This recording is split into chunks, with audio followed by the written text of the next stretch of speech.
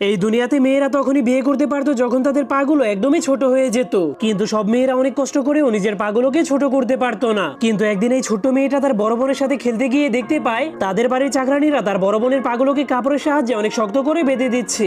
যা দেখার পর সে অনেক অবাক হয়ে যায়, কারণ তার বোনের পাগুলো তার হাতের চাইতেও বেশি ছোট ছিল। কিন্তু যখনই চাকরানীরা সেই ছোট্ট মেয়েটাকে দেখতে পায় তখনই তারা দরজা বন্ধ করে দেয়, কারণ এখানে বড় মেয়েদের পা কাউকে দেখানোর কোনো অনুমতি ছিল না। এরপর ছোট্ট মেয়েটা তার বড় বোনের মন খারাপ দেখতে পেয়ে তার বড় বোনকে খুশি করার জন্য জড়িয়ে ধরে। কিন্তু এর কিছুক্ষণ পরেই ছেলেপক্ষ তাকে নিয়ে যাওয়ার জন্য পালকি পাঠিয়ে দেয়। কিন্তু তখন মেয়েটা তার পরিবারকে শেষ বিদায় দেওয়ার সময় তার মনটা অনেক খারাপ হয়ে যায়। এরপর এক বছর কেটে যাওয়ার পরেও ছোট্ট মেয়েটা তার বড় বোনকে অনেক মিস করছিল। এই জন্য সে নিজেই তার বোনের জন্য ছোট্ট সাইজের জুতো বানাতে শুরু করে। তখন মেয়েটা সেই জুতোগুলো নিজের পায়ে পরার চেষ্টা করে, কিন্তু তার পাগুলো অনেক বড় ছিল। কিন্তু তখনই তার মা তাকে জোর করে ঘরে নিয়ে যায়। এরপর তার মা তাকে একটা চেয়ারের উপরে বসিয়ে তার পায়ের উপরে প্রচন্ড শক্ত করে সেই কাপড় পেঁচাতে শুরু করে দেয়, যার কারণে মেয়েটা ব্যথার কারণে অনেক জোরে জোরে